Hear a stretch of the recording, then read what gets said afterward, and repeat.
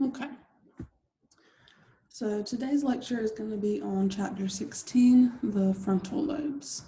A quick outline of what we'll go over today is frontal lobe anatomy, theory of frontal lobe function, symptoms of frontal lobe lesions, intelligence in the frontal lobes, imaging frontal lobe function, and finally, disorders affecting the frontal lobe. So I wanted to read through the portrait that we have at the beginning of each chapter. It gives a good overview of losing frontal lobe functions. So it talks about E.L., a professor at an upstate New York college. He was late in the spring semester when he was around 60 years old, and he started having these headaches and felt like maybe he had the flu, but after a few days of rest, he wasn't getting any better like you typically would from the flu or a headache. He eventually went to the doctor, who determined he had an infection in the left frontal lobe, and the source was really difficult to identify. So he started developing these cognitive symptoms and found his wife found it really worrisome.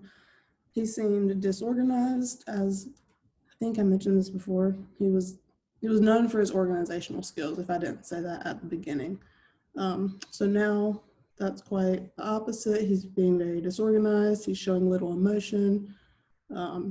He never missed any deadlines before, and he was coming up on a chapter deadline for a book that he was writing, and he just couldn't think of anything to write.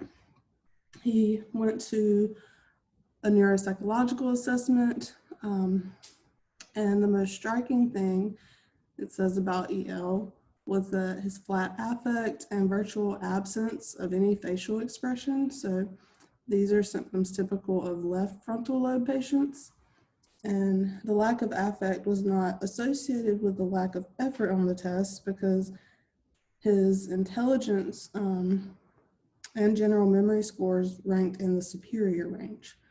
So he did register some impairments on tests that were sensitive to frontal lobe functions. Talking with E.L. and his wife of more than 30 years made it clear that he was having difficulty not only with his academics and his work, but also his social interactions with his colleagues, friends, and family. He found it very difficult to interact even with his closest friends. And his wife started getting concerned that her husband was, quote unquote, not the man she married.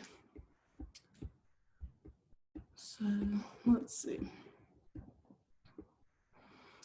Yep, this case example just gives an overview of some of the functions the frontal lobes are responsible for, and we'll go more in depth of those throughout the lecture. So for now, to get a generic idea of the frontal lobe functions, the book mentions how we all have these stories about goofing up or behaving inappropriately, but it makes an important distinction that most of us don't do those types, that make those types of errors or have those types of behaviors very often. That's because our frontal lobes control our behavior with respect to time and place. It can perform these functions only if provided with all the sensory and memory information it needs. Meaning, basically, we're able to tailor how we act in various situations based on social and environmental cues, thanks to our frontal lobes. Okay. So the frontal lobe contains all the tissue anterior to the central sulcus, the portion lit up on your left on the screen there, and the picture of the brain, the orange pinkish color here. So we'll start by going over the 4 subdivisions of the frontal cortex, which are the primary motor cortex, the premotor cortex, the prefrontal cortex, and the anterior cingulate cortex. As we go through these first slides, we'll mainly focus on the anatomy of them, and then we'll get to their functions later in the lecture. So the primary motor cortex, M1, let's see if my mouse will show up. It can be seen as that light blue area 4 here. Okay. in the human brain on those figures shown. So the primary motor cortex, PMC, if I refer to it as that, same thing, it specifies elementary movements such as those of the mouth and limbs. So this area controls movement, force, and direction. So which way you move your arm and at what rate of speed, how forceful you are with the movement, things like that. Then immediately anterior to the motor cortex, the premotor cortex, PM, is made up of areas 6, 8, and 44. So right here, 6, these 8 areas, and 44. 44, which is Broca's area. So the green and the orange, and then on the lateral view, you can see 44 in the purple here. My mouse will cooperate right there. Okay. The premotor cortex includes a dorsal region called the supplementary motor cortex, and lying below it, the 3 major premotor sectors, which are the dorsal, the ventral premotor cortex, and the inferior frontal gyrus, which is also Broca's area. Let's see. The dorsal premotor cortex works to choose movements from its own movement lexicon, so from this bank of movements to choose from. And then the ventral premotor cortex contains mirror neurons that recognize others' movements and select similar or different actions, as does Broca's area. The premotor areas can influence movements either directly or indirectly. Regions that control eye movement also send signals to these regions, and all of the premotor areas receive projections from the dorsolateral prefrontal cortex, really implicating this area in controlling limb and eye movements.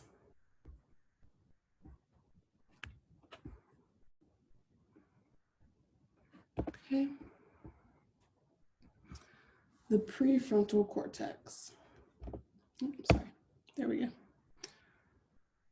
This is a major participant in networks involved in emotional behaviors. So PFC, prefrontal cortex, is the area anterior to the motor, premotor, and cingulate cortex. So right here, this part.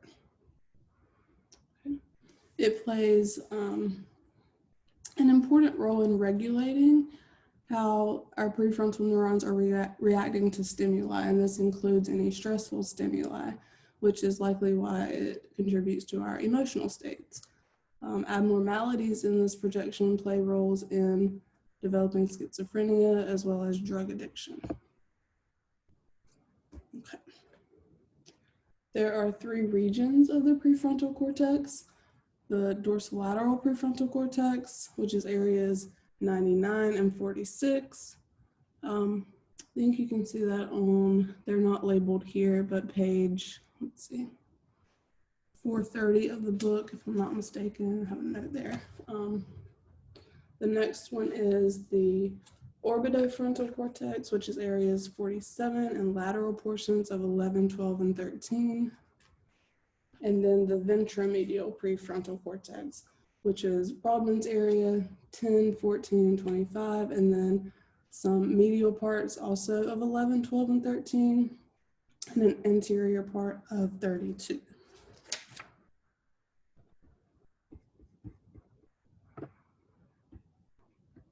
Finally, the anterior cingulate cortex, it also includes Brodmann's area, 24 and part of 32.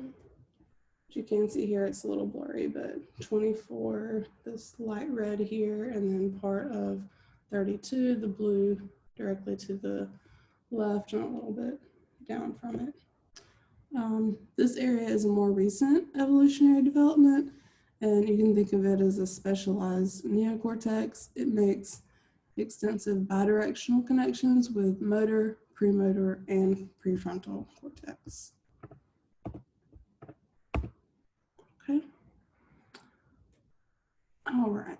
So the frontal lobe regions are central to many cortical networks, so those on the outer layer of the cerebrum.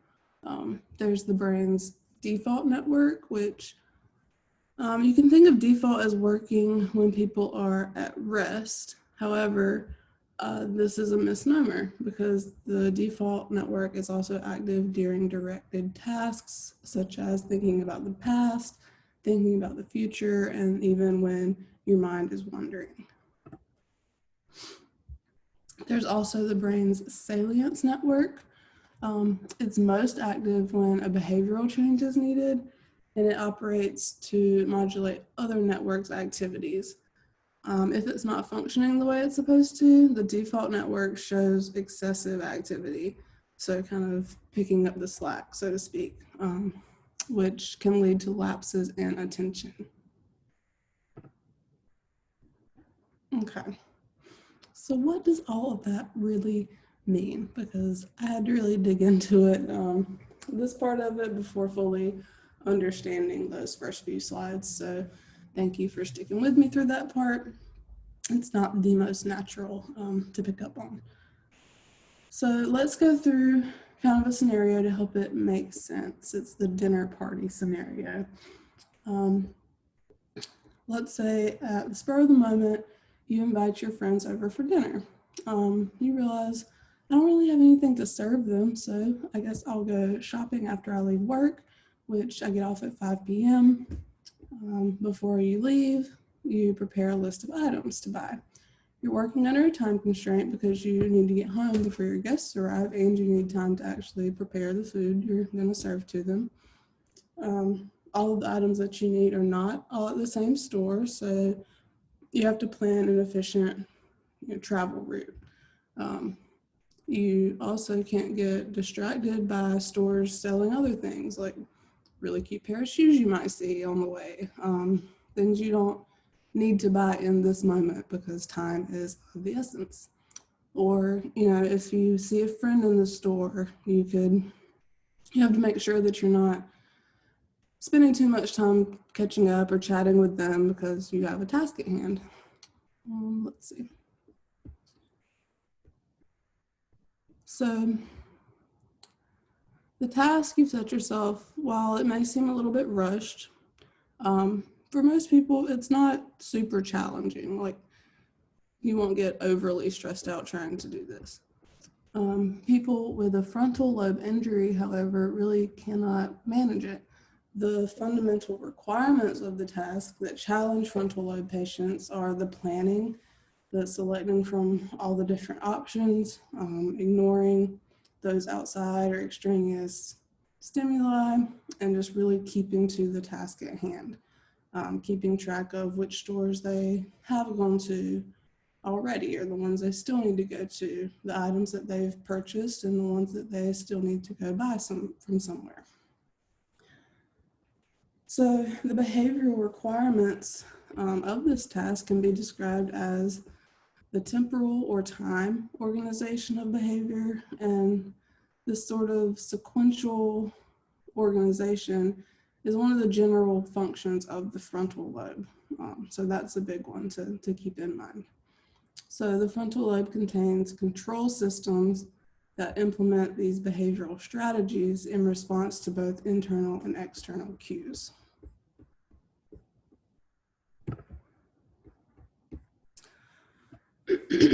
So functions of the premotor cortex specifically. If you consider a dog's resting behavior, it may get up and respond to its owner's call, or it may get up and for no real apparent reason to us at all, just wander around the yard.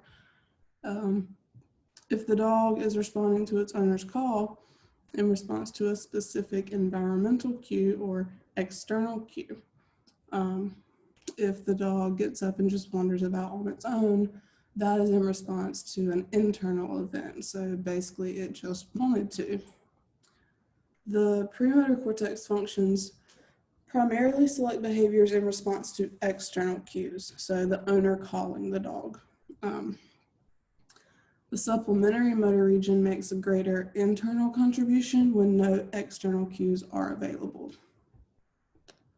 Motor acts are also associated with cues. So for example, the second picture here, learning that red means stop and green means go when you're driving in order to remain safe. These colors were arbitrary until paired with the meaning of traffic rules. So when learning these associations, activity, like if you're hooked up to an fMRI, the activity will increase in the premotor cortex area when you're learning those types of associations. Functions of the prefrontal cortex. There's 4 aspects of movement selection. So before we get into this, just a quick review. The motor cortex is responsible for making movements. The premotor cortex selects the movements, and now the prefrontal cortex controls cognitive processes that select appropriate movements at the correct time and place. So this selection can be controlled by internalized information or by external cues, or it can be made in response to context of self-knowledge, which is also referred to throughout the chapter as autonoetic awareness, self-knowledge.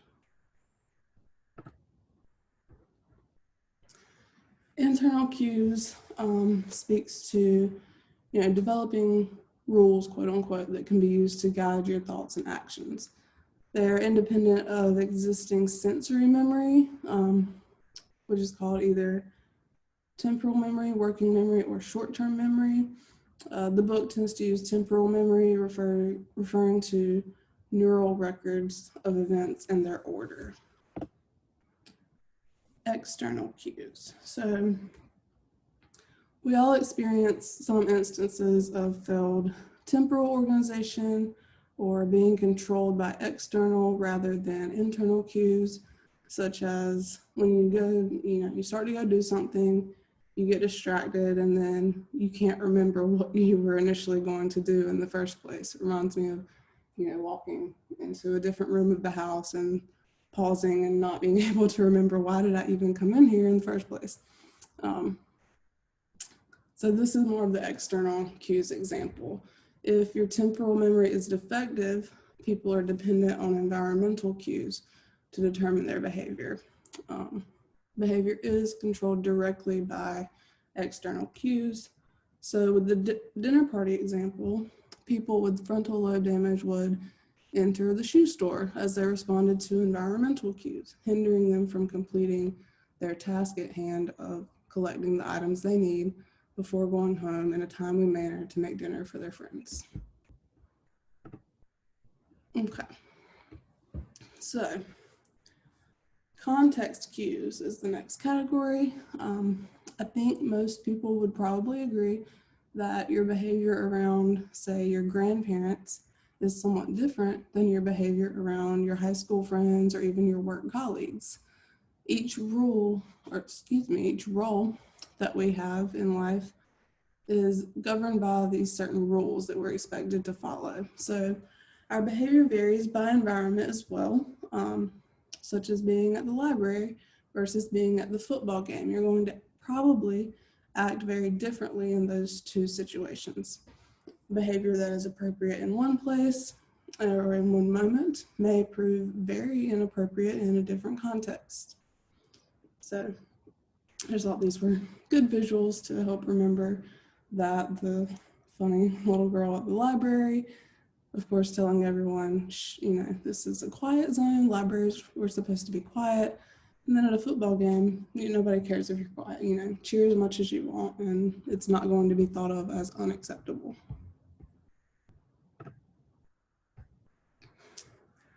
So autonoetic awareness means self-knowledge or awareness of yourself. It can also be thought of as an autobiographic knowledge. It lets you bind together the awareness of yourself as a continuous entity through time. So just like remembering, who you've been throughout the years.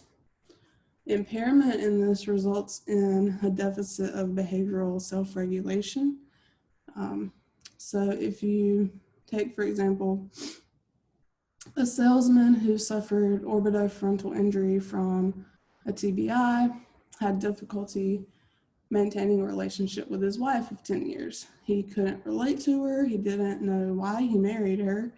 He tried to tell himself, I must have been happy at some point and to have married this person, and everyone else was kind of telling him the same thing, that he had been very happy, but he just didn't feel that himself after the injury. So we interpret the world from our own frame of reference, and you kind of lose that in this type of situation, or if you incur damage to this area.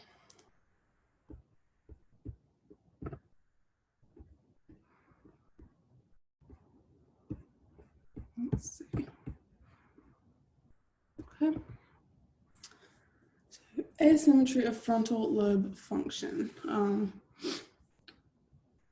These are relative rather than absolute in that results from studies of patients with frontal lobe lesions indicate that both frontal lobes play a role in nearly all behavior. So while they are separated into left and right, it's not quite as clear cut as, the slide would have it appear, with left frontal lobe being related to language-related movements, such as speech, and the right frontal lobe being nonverbal movements like facial expressions. That is where it comes from, but they're more integrated than not. Okay, so you can see from the chart here that people with a deficit in the left hemisphere had much more difficulty with verbal fluency tasks than people with a right hemisphere lesion. So this top line right here, if you can see my mouse, quite a difference between 70 and 38 here. Whereas those with right hemisphere lesions had more difficulty with a visual task. Where did it go? Block construction is the one I wanted to reference. Had more difficulty with the visual task, such as block construction, 50, than those with a left hemisphere damage, 10.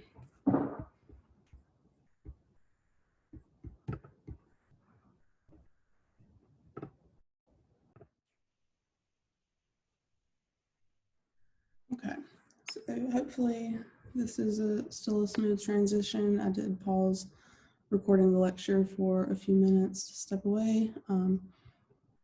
Hopefully that all worked out smoothly and we can pick up and continue where we were.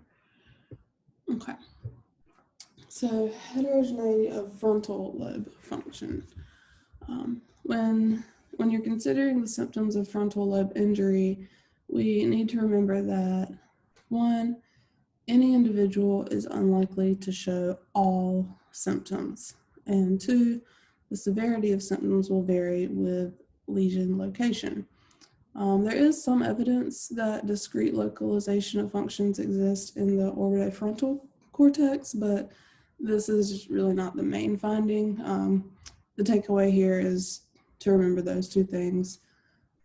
Most people aren't going to show every single symptom, and that the severity will vary with the location of the lesion.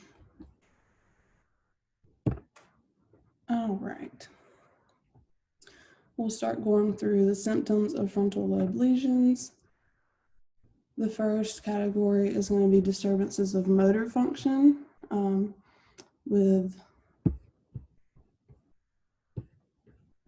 sorry, I thought my screen sharing stopped. I hope not. With fine movement, speed, and strength, movement programming, voluntary gaze, corollary discharge, and speech. So fine movements, speed, and strength. Damage to the primary motor cortex, which is area 4, is typically associated with a chronic loss of the ability to make fine, independent finger movements. In addition, there's a loss of speed and strength in both hand and limb movements in the contralateral limbs. The loss of strength isn't merely a symptom of damage to area 4 because lesions restricted to the prefrontal cortex also can lead to reduced hand strength. As far as movement programming, removal of the supplementary motor cortex causes a disruption in almost all voluntary movements, so including speech, if removal is on the left. Recovery is fairly rapid, and the only permanent disability, it seems, appears to be in the performance of rapidly alternating movements with your hands or fingers. So the likely reason that such minor symptoms result from such a large lesion is that both the left and right premotor cortices contribute to movement programming. So both left and right premotor areas show an increase in blood flow during unimanual tasks in humans, whereas in monkeys, cells in both the left and right premotor areas show increased activity regardless of which hand is moving. Let's see. There's a study where patients with localized unilateral frontal lobectomies were asked to copy a series of arm or facial movements, and then they showed mild impairment in copying the arm movements. It was really small compared with the performance of patients with the left parietal lobe lesion. In contrast, patients with both left and right frontal lobe damage were really not good at copying a series of facial movements. The groups with frontal lobe lesions made more errors in sequence than the controls of other groups of patients. So, in other words, patients with frontal lobe lesions had difficulty ordering the various components of the sequence into a chain of movements. So, it makes sense that kind of the general function, one of the general functions of the frontal lobes is that sequencing, like of the dinner party task that we talked about sequencing. And that way, this is a different type of sequencing, but still a sequence task, just related to movement. So these particular patients recalled components correctly, but they were in the wrong order.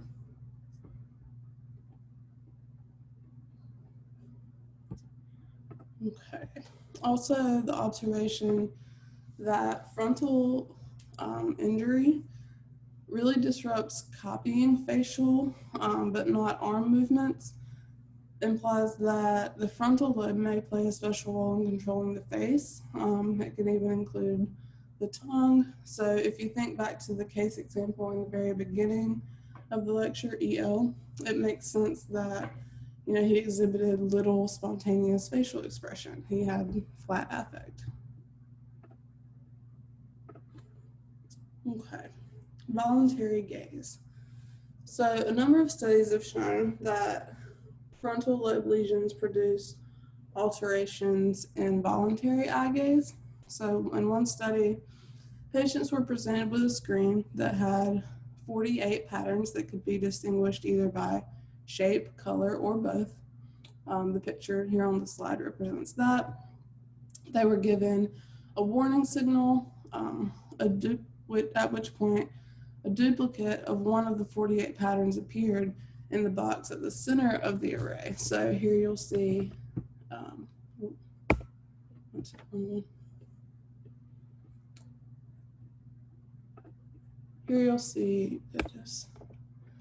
okay, the red dot, the red circle in the middle would have been the only one.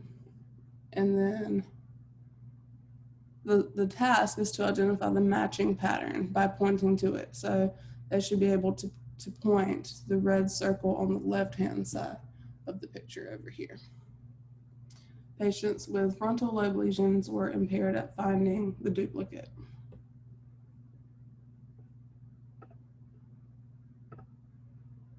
Okay. Corollary discharge.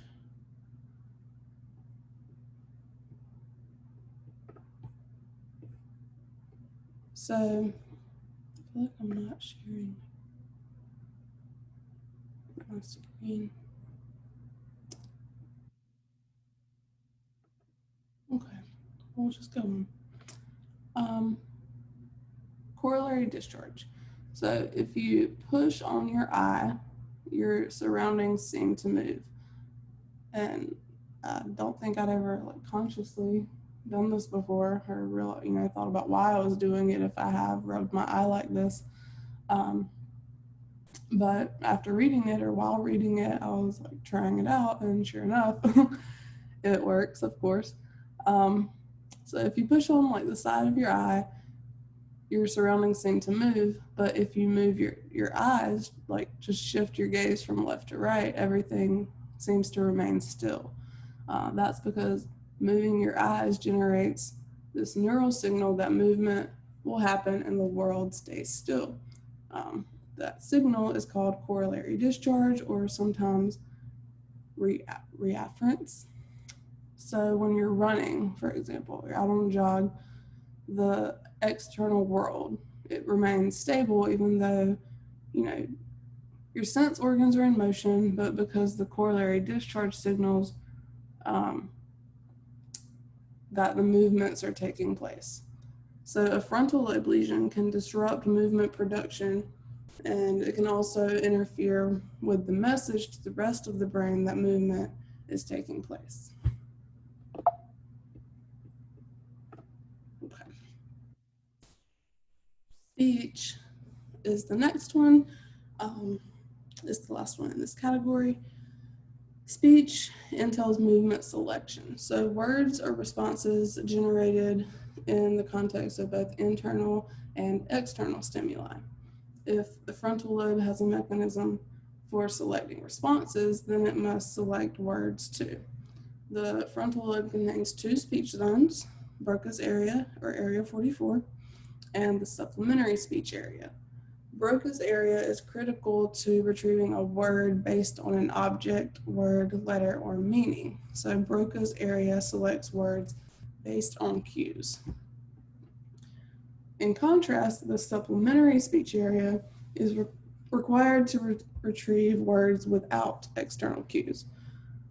So people with strokes in Broca's area are impaired in using verbs or producing the right grammatical way of speaking, a symptom known as agrammatism, I want to say. Sorry if I pronounce these wrong.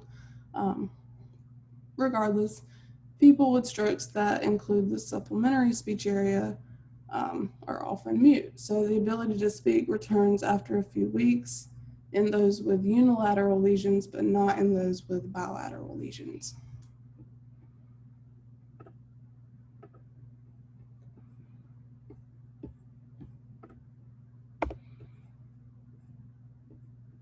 Okay. The next major category of frontal lobe lesions symptoms is loss of divergent thinking, which includes behavioral spontaneity and strategy formation. So one clear difference between the effects of parietal and temporal lobe lesions versus frontal lobe lesions is performance on standard IQ tests. Posterior lesions produce decreases in IQ scores, but frontal lesions do not. So the question could be, why patients with frontal lobe damage appear to do such quote unquote stupid things, like we kind of talked about at the beginning. We all kind of goof up sometimes. Why is this if these types of lesions in the frontal lobe don't affect our IQ? Traditional IQ tests measure what can be called convergent thinking, meaning that there's only one correct answer to each question. So traditional IQ tests, they use definitions of words, questions of fact, arithmetic problems, puzzles, block designs. All of these tests only require and even only allow one single correct answer. They're easily scored that way. Another type of intelligence that emphasizes, or intelligence test rather, emphasizes the number and variety of responses to a single question rather than a single correct answer. That type is called divergent thinking.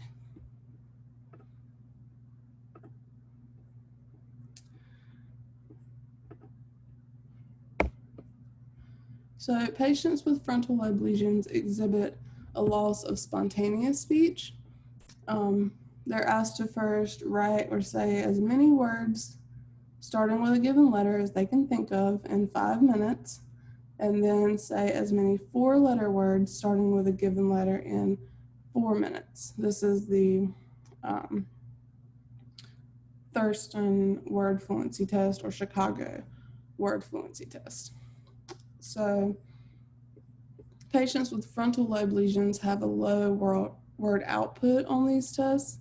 4 features of frontal lobe damage that this can test for are low output, rule breaking, shaky script, so writing, and perseveration. So there's an example in the book, Mrs. P. And let's see. As far as low output, Mrs. P's only 8 words beginning with the letter S and 6 words beginning with the letter C. Those were the 2 letters that they told her to use in this task, whereas control participants of similar age and education produced about 60 words in the same time frame, so compared to her 8 and 6. Rule breaking is a common characteristic of these patients. They told Mrs. P several times that the words starting with C could only contain 4 letters. She replied with responses like, yes, I know, I keep using more each time. So clearly she understood the instructions, but she could not organize her behavior in order to follow them. She had shaky script, so her writing was kind of jerky. It seemed like kind of like childlike writing, implying that the tumor that she had in this particular case had invaded the motor or premotor cortex. And then perseveration, she insisted on talking throughout the test, complaining that she just couldn't think of any more words. She kept looking around the room for objects starting with the letter that they had instructed her to use, things like that. So while the range of behaviors studied has been small, the frontal lobe patients display a general loss of spontaneous behavior. They can appear lethargic or lazy. They can have difficulty getting out of bed, getting dressed, things like that.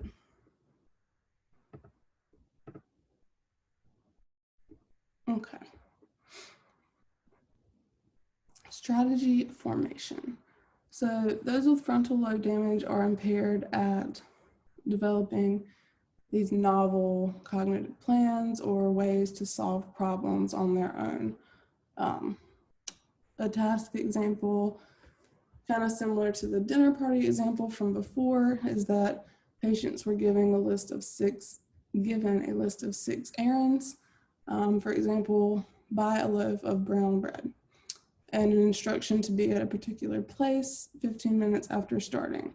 They were also to get answers to 4 questions, such as, what is the price of a pound of tomatoes? They weren't supposed to enter shops except to buy something, and were to complete the task as quickly as possible without rushing. Frontal lobe damage patients found this very, very difficult. They were not efficient at this task. They broke rules. So, for example, entering the shops that they didn't need to go in. And 2 of the 3 patients failed at least 4 of the tasks. So when they were quizzed, all of the patients understood the task and they had attempted to comply. They weren't simply not trying to do it. So the takeaway from that is, the frontal lobe has a really critical role in coping with novel situations. Okay. The third major category of frontal lobe lesions symptoms is environmental control of behavior, which includes response inhibition, risk-taking, and rule breaking, self-regulation, and then associative learning.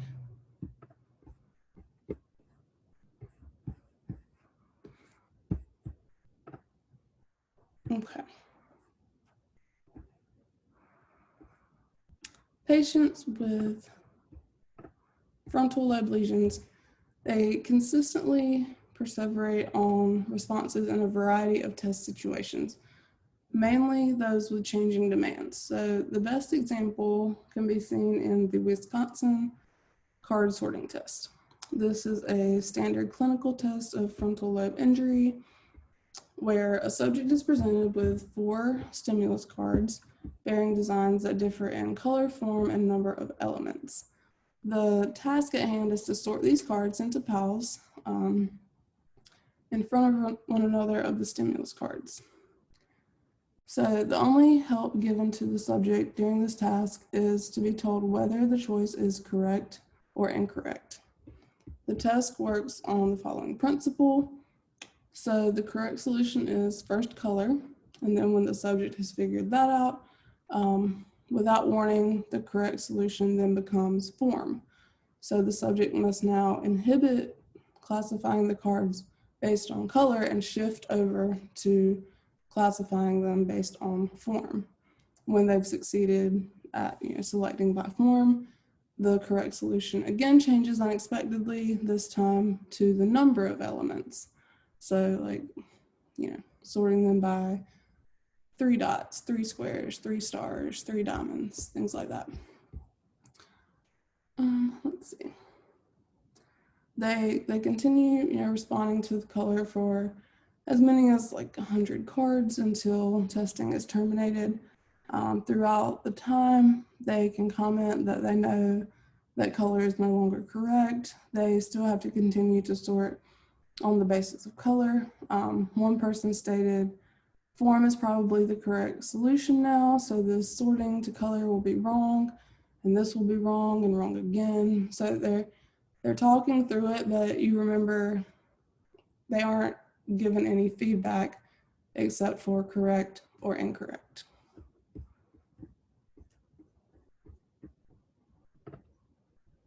Okay. The Stroop test is another demonstration of loss of response inhibition. So you're presented with this yellow, looks kind of hard to see. Maybe it'll be better on y'all's end, but you're presented with a list of color names, though each name that is written is in a different colored ink than the word that it actually states. So the word yellow written is printed in blue ink or green ink or red ink, but it reads yellow based on the letters. So the task is to name the color each word is printed in as quickly as possible. So it takes some effort to look at, say, this word here, and instinctively you may want to say purple because you're reading the letters of it, but the task at hand is to say red because it's written in the color red. So patients with left frontal lesions are really unable to not read the words, so they continue reading the words. They would say, let's see, blue for the first column, second row here, this blue, where they should say green instead.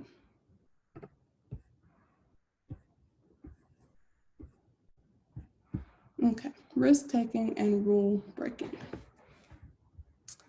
So frontal lobe patients are, it varies from other neurological patients in their failure to comply with instructions.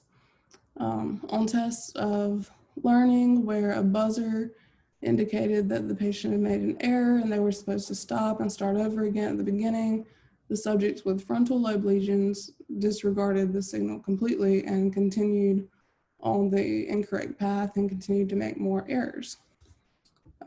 Another task was to guess words on the basis of partial information. So with each additional clue they were provided, a subject was assigned a successively lower point value for a correct answer, but you could only get the points if the answer was correct. So lesser points would make sense to, get a couple of clues to make sure that you have the answer correct and then guess it, take your points versus, taking the risk of guessing it and getting it incorrect and getting no points at all. Frontal lobe patients took more risks and made more mistakes than other patients did. So the risk taking was greatest in frontal lobe patients who also had temporal lobe damage. Finally, subjects were asked to bet, so like a gambling situation, to bet on whether a card was red or blue without any knowledge of the probability that it was red or blue. Brain activity was compared to a condition where they knew that the probability was 50-50. So patients with orbitofrontal lesions did not find the ambiguous task aversive, but the control group found it much more aversive than the known risk task. So the difference was demonstrated by a higher activation in the controls of the OFC and the amygdala during such an ambiguous risk task.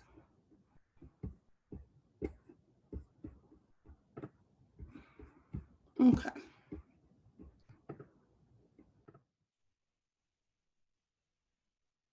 Okay, so back to self-regulation. We've spoke briefly on this before. Well, mainly that it's related to autonomic awareness. If you take the case example of ML, he had been a salesman. He knew that, what his job had been, and that he knew that he traveled a lot for his job. However, he was not able to tell a single personal anecdote about his job when asked. If someone asked if he traveled to conferences, he would tell them yes, he traveled to conferences often. It was a major part of his job, but he couldn't name a single experience he had had at a conference. So his autobiographic knowledge was not there. It may help to try to imagine this type of deficit if you think about when you were in high school. So we're all aware of having gone to high school. We can probably describe what the high school was like, what it looked like, things like that. And presumably so could patients like ML. The difference is that we can describe personal events that happened to us in high school, whereas ML would not be able to do so, similar to not being able to tell you about any stories from going to conferences for work. So this kind of sheds some light on why he had such difficulty relating to his wife in the previous example. The loss of autobiographic knowledge clearly makes it difficult to put ongoing life events in context and leads to difficulties regulating behavioral flexibility as well. Associative learning. So those with large frontal lobe lesions are basically unable to learn from experiences. It is thought that they cannot regulate their behavior in response to external stimuli. So one study examined the ability of both human patients and monkeys with frontal lobe lesions to make arbitrary stimulus response associations. The examiner asked the frontal lobe patients to learn arbitrary associations between colors and hand postures. So similar to those shown here, there were 9 of them. Let's see. So they were presented with 9 colored stimuli, and their task was to learn which hand posture was associated with which color, basically. We know that it's not a memory issue because temporal lobe patients who had memory issues performed perfectly fine on this task. And in a similar task, patients were able to repeat the instructions and tell which hand was which. Okay, the final major category of frontal lobe lesion symptoms is poor temporal memory, which has been studied in both monkeys and in humans. In studies with chimpanzees rather, the finding is that chimpanzees with frontal lobe lesions are impaired in a delayed response test. So they would observe a reward being placed under a plaque or in a well, and then their view would be blocked for a few seconds, and then they're allowed to retrieve the reward rather. Another example would be that monkeys were presented a task where they were required to open each of 25 doors to obtain a food reward. This is the one kind of shown here through these at the top here through the pictures. So food was placed behind each door once per day. So they had to learn not to return to locations where the reward had already been obtained, so where they'd already gotten it from. They found that lesions in area 46 produced impairments in that. So control group monkeys developed a door opening strategy that led to very few repetitions of opening doors that they'd already been to, that there's not going to be a treat or a reward behind anymore. Whereas the monkeys with the lesions were very inefficient at this task. So they just kind of kept going back to the same doors over and over and never put together that they've already gotten the reward from behind that door, go try another door. Okay. So a slightly different approach was taken when studying humans. There was development of an ingenious memory list for the order in which things have happened. So recency memory. They were shown a long series of cards. Each had 2 stimulus items. It would be either words or pictures. On some cards, a question mark appeared between the items. My example here doesn't show that. I wasn't able to find the exact one that it's speaking of, but this one's pretty close. I think you can get the idea from looking at it. Excuse me. So either way, the subject's task is to indicate which of the 2 words or pictures, whichever one it is, which of the 2 they saw more recently. So successful performance would require you to recall the order that they were originally presented in. So here, like apple, bird, car, or the arrow is pointing the other way. So maybe it was card, bird, apple. Regardless, let's say it's car, bird, apple, and then you're shown the card with car and bird on it. Most recently, you would have seen bird, not car. Okay. So on most test trials, both of the items have appeared previously, but on some of the trials, one of the items is new. In this case, the task becomes that of simple recognition memory rather than recency memory. And patients with frontal lobe lesions, they performed just fine on the normal recognition trials, but they were impaired when it came to judging the relative recency between the 2 previously seen items. So, with the top one, flower and bird, they could tell you like, oh, I saw the word bird. Like, I have not seen the word flower. I don't recognize the word flower from this list before. But with car and bird, when they'd seen both of them, they couldn't tell you which one they saw most recently. Okay. The final major category of frontal lobe lesion symptoms is impaired social and sexual behavior, which involves pseudodepression, pseudo-psychopathy, and deficits in social and sexual behavior.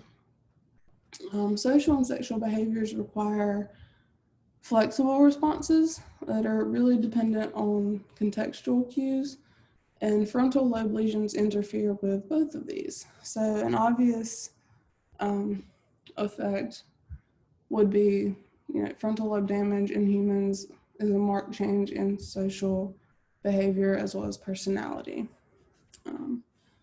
The most probably public example of personality change that relates to this is the case of Phineas Gage. I think we're all fairly familiar with this, but I'll run through his situation briefly just in case anyone else's memory is a little like mine lately, and a refresher does not hurt. So Phineas Gage was a dynamite worker who survived an explosion that blasted an iron tamping bar through the front of his head. After the accident, his behavior changed completely. He had been average intelligence. He was quote unquote energetic and persistent in executing all of his plans of operation. And then the same individual who described him in that way, after the accident, described him as, the equilibrium or balance, so to speak, between his intellectual faculties and animal propensities seems to have been destroyed.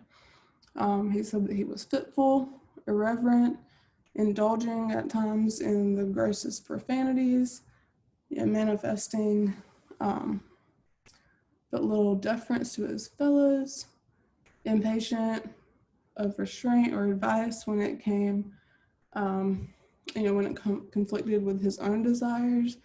He could be obstinate at times. He devised many plans of operation, which are no sooner arranged than they are abandoned in turn for others appearing more feasible. He also stated, a child in his intellectual capacity and manifestations, he has the animal passions of a strong man. So you could say he went through quite the change, personality-wise. The autopsy, which was about a year after his accident, revealed really deep scarring of the orbital part of both frontal lobes and more extensive on the right side, the right frontal lobe. Okay. So, pseudodepression. It's been consistently found that damage to the orbitofrontal regions is associated with the more dramatic changes in personality than the dorsolateral regions, although these have significant effects as well. But clinical descriptions of frontal lobe lesions effect on personality, and few systematic studies have been conducted, but at least two types of personality change have been clinically observed in these patients. So those classified as pseudo-depressed will show symptoms such as outward apathy and indifference, loss of initiative, reduced sexual interest, little emotion, little or no verbal output. Those classified as pseudo-psychopathic exhibit really immature behavior, a lack of restraint. They don't have much tact. They use coarse language. They can be promiscuous in sexual behaviors, increased motor activity, just a general lack of social graces. So all of the elements of both pseudo-depression and pseudo-psychopathy are observable only after bilateral frontal lobe damage. Even so, some elements of these two, they're pretty different syndromes, right?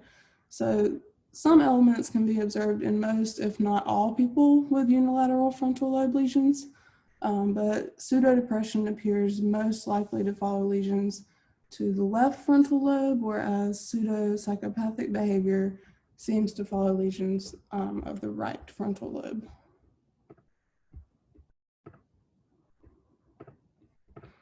Okay. So changes in sexual behavior are among the most difficult symptoms of frontal lobe damage to document properly, mainly because of historical social taboo against investigating people's sex lives.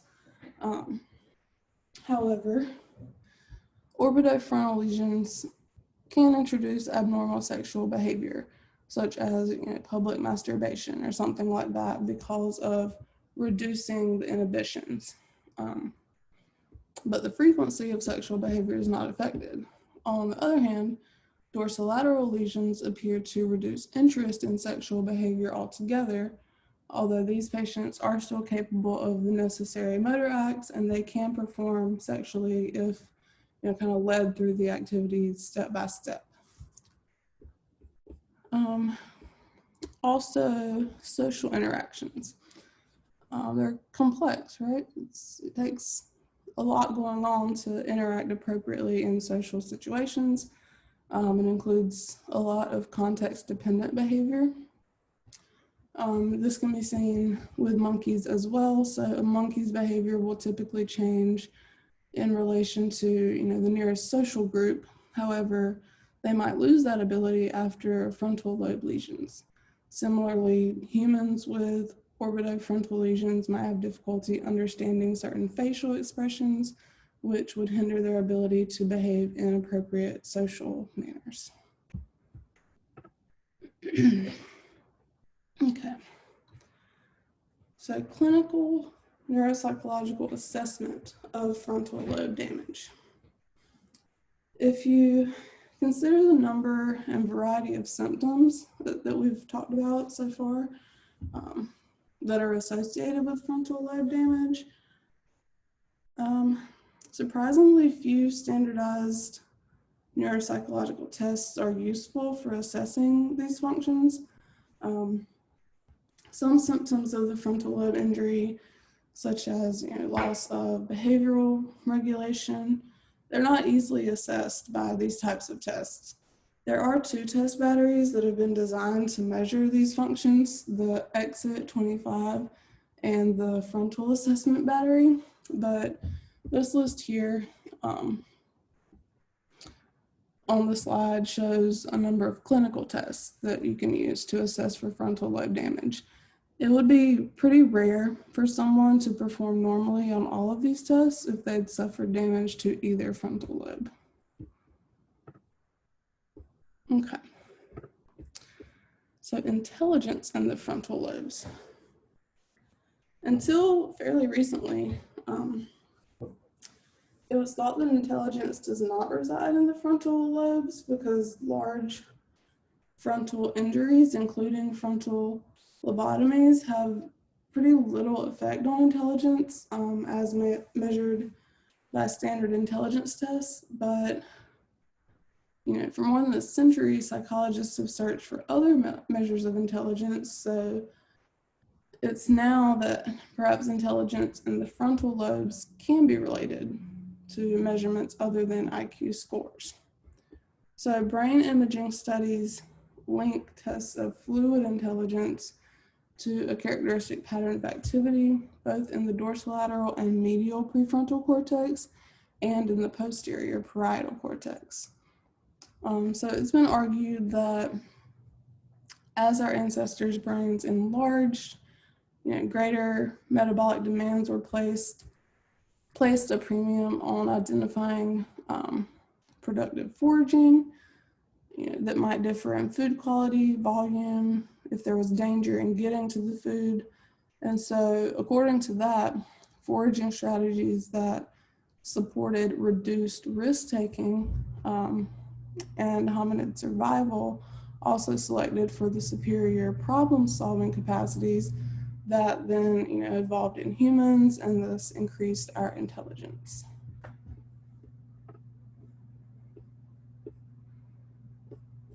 Okay. that all should have been with this slide. So we'll just quickly go over, actually a lot of that was meant for this slide.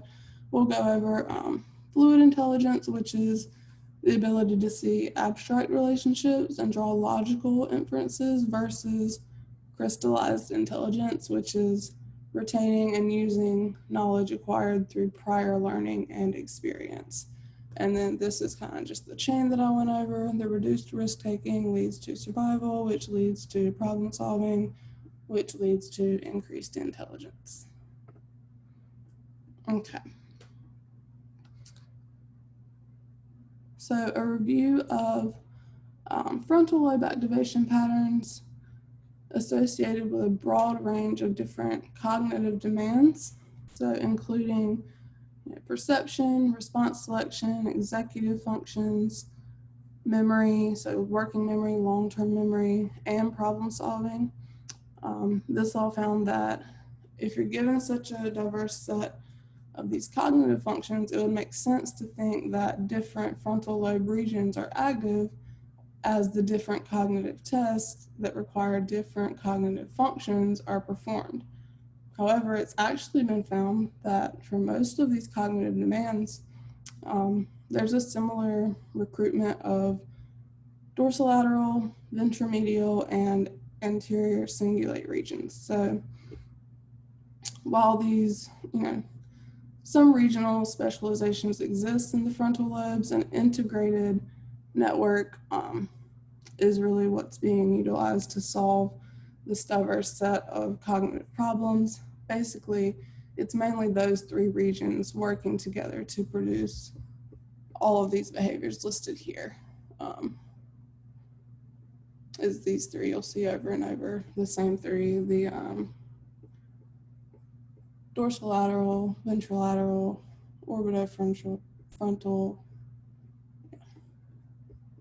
So it's not like a one-for-one, like this function requires this area, this one requires this. As with a lot of the things in the brain we've learned about, they kind of all work together. Okay, so a few of the disorders affecting the frontal lobe we'll discuss are schizophrenia, Parkinson's disease, Korsakoff syndrome, and prolonged stress. Also, addiction to drugs. So schizophrenia patients, they perform poorly on all tests of frontal lobe function, and they exhibit abnormalities in eye movement control, but they perform normal on tests of parietal lobe function. In Parkinson's disease, so it results from a loss of dopamine cells in the midbrain, substantia nigra, and so also from the nigrostriatal pathway. So while the cell's primary projection is to the caudate nucleus, they influence the prefrontal cortex indirectly through the caudate's projection to the dorsomedial nucleus of the thalamus. That was a word or a mouthful. So basically, Parkinson's patients are characterized by a lack of facial expression similar to that seen in frontal lobe patients, and they're impaired in the Wisconsin card sorting test we went over earlier and at the delayed response task that we talked about. Korsakoff syndrome. This is a metabolic disorder of the central nervous system associated with chronic alcoholism. Korsakoff syndrome patients have alcohol-induced damage to the dorsomedial thalamus. They also perform poorly on the Wisconsin card sorting test, as well as tests of spatial memory and delayed response as well.